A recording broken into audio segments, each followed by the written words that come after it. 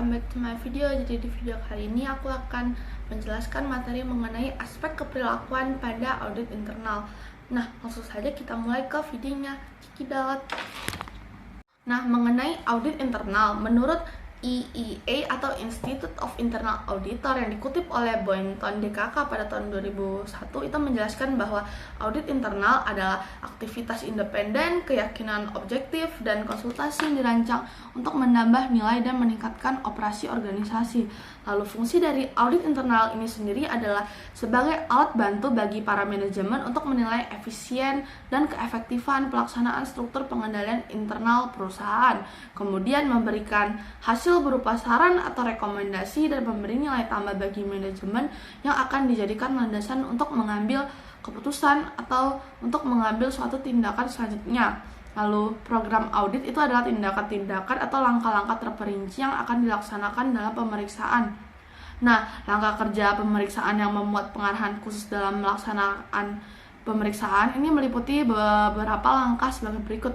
Yang pertama seperti perencanaan pemeriksaan, lalu pemeriksaan dan evaluasi informasi, lalu ada juga komunikasi hasil pemeriksaan dan juga tindak lanjut.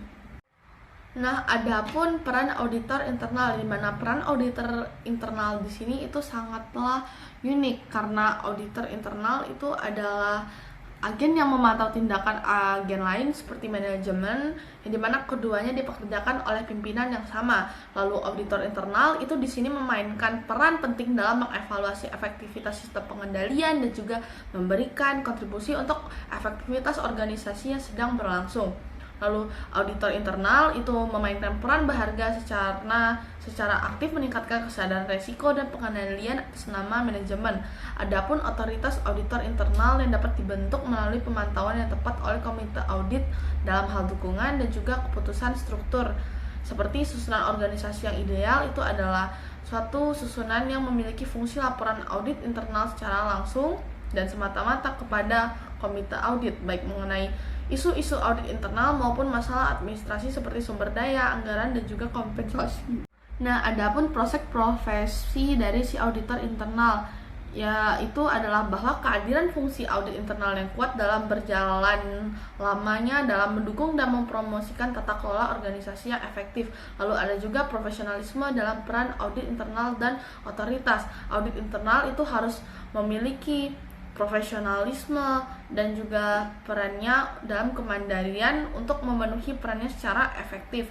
Auditor internal itu harus mampu menyediakan tantangan lingkungan pelaporan, transparansi, dan juga jujur ke tingkat tertinggi tanpa rasa takut dan retribusi. Adapun jenis peran dari auditor internal ini adalah peran pengendalian, peran pendukung keputusan, lalu dukungan peran manajemen risiko, peran komunikasi, peran pemerintahan, sistem keterlibatan peran teknis, dan juga peran manajemen intimidasi. Lalu adapun memotivasi pihak yang diaudit, yang dimana pertama kebutuhan menjadi bagian dari organisasi. Bagian audit itu merupakan bagian dari keseluruhan organisasi yang berdedikasi untuk memperbaiki operasi organisasi tersebut.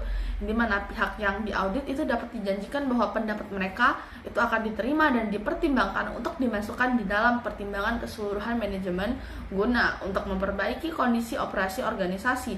Lalu yang kedua, menghormati diri sendiri dan orang lain. Nah, itu dikaitkan dengan keyakinan pihak yang diaudit untuk bertindak langsung dalam kerjasama dengan staf audit untuk mengidentifikasikan bidang-bidang yang bermasalah, membantu dalam investigasi terhadap kinerja, serta mengembangkan tindakan-tindakan korektif. Lalu selanjutnya, terdapat hubungan dengan gaya manajemen, di mana terdapat 4 gaya manajemen atau kepemimpinan secara umum, di mana keempat gaya manajemen tersebut meliputi pertama, gaya mengarahkan, lalu yang kedua, gaya melatih, ketiga, gaya mendukung, dan yang keempat, gaya mendelegasikan. Nah, masing-masing dari gaya yang telah saya sebutkan tadi itu mempunyai perbedaan yang luas dan semuanya itu tentu saja mencerminkan filosofi serta pendekatan manajemen terhadap para manajemen yang berbeda-beda. Selanjutnya yaitu mengenai pengelolaan suatu konflik. Konflik itu dapat terjadi dalam hal seperti lingkup seperti manajemen, ada juga dalam hal tujuan yang dimana sebagaimana terhadap auditor eksternal, lalu tanggung jawab seperti layanan manajemen, lalu nilai atau dominasi atau persepsi terhadap peran audit dari kacamata pihak yang diaudit. Nah, dalam bidang akuntansi, konflik itu dapat terjadi antara auditor yang cenderung mempertahankan profesionalismenya dan pihak yang diaudit yang cenderung mempertahankan lembaga atau keinginannya. Nah, terdapat 4 metode khusus yang secara umum digunakan untuk menyelesaikan konflik, yaitu ada arbitrasi, lalu ada mediasi, kompromi, dan juga langsung. Nah, adapun masalah-masalah hubungan, yang pertama, ingat bahwa terdapat variasi umum dalam kemampuan dan sifat-sifat dasar individu. Yang kedua, pengaruh terbesar terhadap perasaan-perasaan dan emosi seharusnya juga dipertimbangkan. Lalu yang ketiga, keberagaman persepsi seharusnya juga dipertimbangkan. Keempat, ukuran kelompok pihak yang diaudit dapat berpengaruh pula pada hubungan. Lalu yang terakhir, pengaruh dari berbagai situasi operasional sebagai suatu variasi akhir. Nah, adapun karakteristik umum suatu individu. Yang pertama, menjadi produktif, sibuk pada pekerjaan-pekerjaan yang bermakna. Lalu yang kedua, mempunyai dorongan ke arah dedikasi terhadap suatu usaha yang dianggap penting. Lalu mempunyai keinginan untuk melayani dan memberikan bantuan kepada individu lain. Ada juga bebas untuk memilih guna mendapatkan independensi dan kebebasan pilihan. Lalu memiliki sifat yang adil dan jujur, lalu memiliki bias pada diri sendiri, tercermin pada sikap yang lebih suka dipuji dibandingkan dengan yang dikritik. Lalu mencari kepuasan sendiri, ada juga memiliki nilai untuk mendapatkan imbalan atas usaha-usahanya, lalu bersikap seperti orang-orang yang patuh dan dapat beradaptasi secara baik. Ada juga menjadi bagian dari tim yang sukses, lalu memiliki rasa haru atas bencana yang menimpa orang lain, lalu memiliki keterkaitan pada pemaksimalan kepuasan diri sendiri, dan juga lebih cenderung untuk sensitif dibandingkan dengan membantu orang.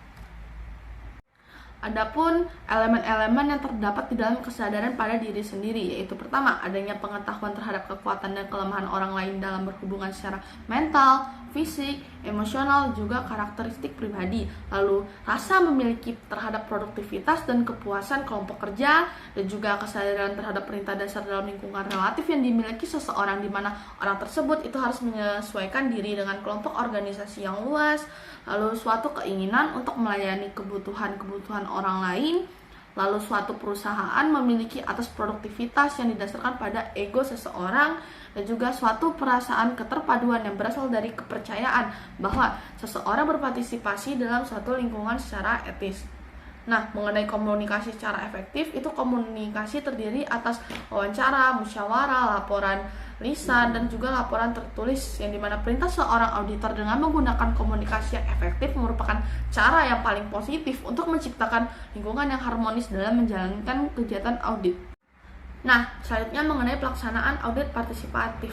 Pada dasarnya, audit itu merupakan usaha kerja sama antara auditor dan juga pihak yang diaudit. Elemen-elemen keperilakuan tersebut meliputi yang pertama, pada awal audit tanyakan kepada pihak yang diaudit bagian mana sih yang akan diaudit, lalu bangun suatu pendekatan kerjasama dengan staf pihak yang diaudit dalam menilai pemrograman audit dan juga pelaksanaan audit.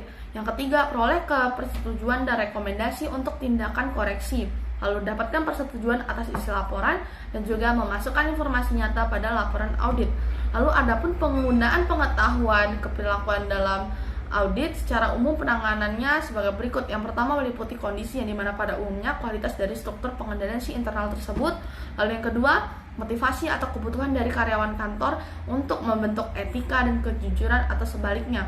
Yang ketiga, sikap atau dasar karakteristik pribadi dari seluruh tingkatan karyawan, di mana pengalaman dan pemahaman atas aspek-aspek keperilakuan itu serta pertimbangan terkait memberikan kepada auditor alat audit yang kuat.